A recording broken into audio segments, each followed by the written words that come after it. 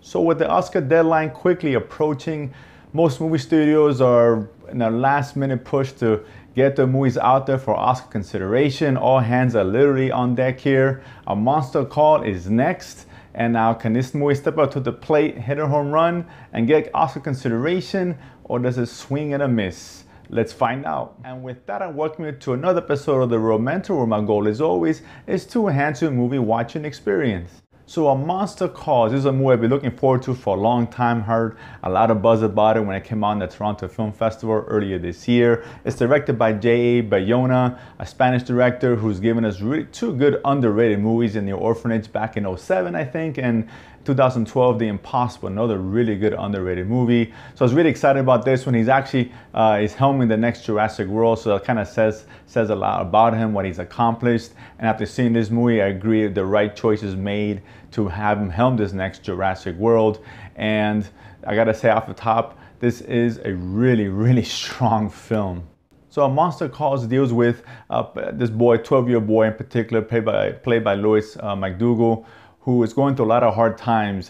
He's living with his mother, a single mother who is dying of cancer. We have an overbearing grandmother trying to force his way into her way into his life. He's being bullied at school. So there's a lot of things going against him. This movie really deals with how this child try to come to terms with what's going on, the emotion that he's going through with the grief and everything else around him.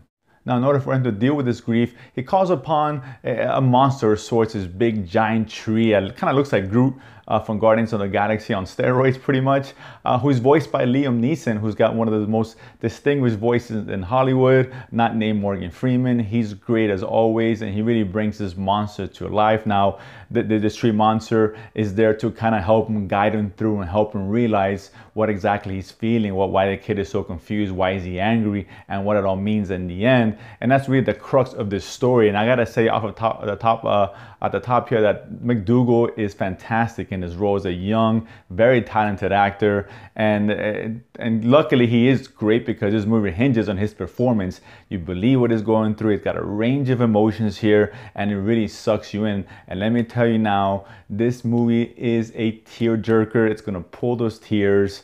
And I remember when the movie ended and I looked around, I don't even have to look around. You can just hear a lot of sniffling going on. I can see the hands to the eyes and all that. And it just can't help it. It's a very emotional story. It really pulls you in.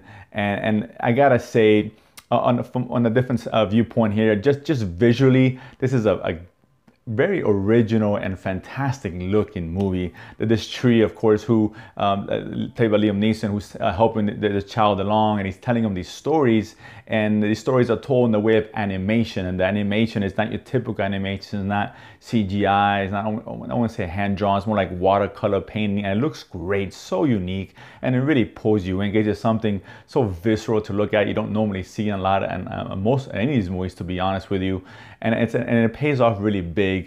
Felicity Jones, who plays the mom, of course, who's dying of cancer, she's fantastic. We'll see her in a couple weeks in Rogue One. I'm really excited about that. Of course, I'm a Star Wars nut, who isn't? But of course, besides them, we also have Sigourney Weaver, who plays the grandmother, she's also very strong. Although her accent, I believe this movie takes in Britain. They don't really specify, but her accent kind of comes and goes. But that notwithstanding, she gives a fine performance nonetheless. The only thing I will say against this is that, yes, I think this movie should be considered for an Oscar. It's going to be one of my personal favorites in my top 10 this year for sure. Not exactly sure where it's going to fall. But my only gripe is that, not really a gripe, but concern is how the movie is going to be marketed. Is it going to reach the target audience? Because it almost seems by the trailers it could be almost like a kid's movie per se, or some kind of fantasy. But in all honesty, it's not really about that. This movie isn't for kids. This is not a family movie per se. It's very dark. It deals a lot of adult themes. Obviously, the subject matter of losing a mom, that's not easy to deal with, and nothing that kids might understand very easily. And even what the kid's going through, his imagination with the tree, and what he's being taught, and what he's learning, might fly over a lot of young kids' heads. And and again, it's a movie made for adults. I guess it's kid friendly, but Having said all that, those who don't want you guys to get the wrong impression when you take the kids, if you do decide to take the kids to go see this movie, make sure it's on the right expectations. At least the kid, I think, has to be a little bit older to really kind of understand what's going on and to really get sucked in emotionally, because you will get sucked in. As long as you buy into what's going on, you will. If nothing else, if you don't buy into what's happening, if you don't get that emotional feel of it that you should, it's going to be a great visceral experience, because the CGI is fantastic. It's phenomenal. So well done. Looks great. The sound production is top notch. And again, the artistry behind it is something I haven't seen in a long time. And I'm really excited what Bayona will do with Jurassic World Part 2 coming up next year, I believe, in a couple of years. But either way, A Monster Calls, do I recommend it? Absolutely. It's a movie I think you should definitely watch. It comes out in a couple weeks in limited release.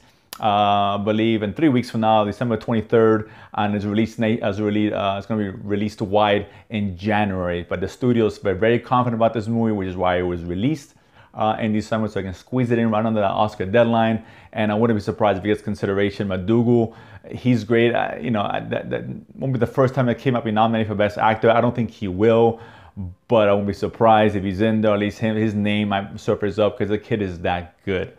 So at the end of the day, you guys are going to watch A Monster Call. Let me know what you guys think. Comment below as always. And of course, don't forget to subscribe below and feed money to go to the movies and talk about it afterwards. See you guys next time.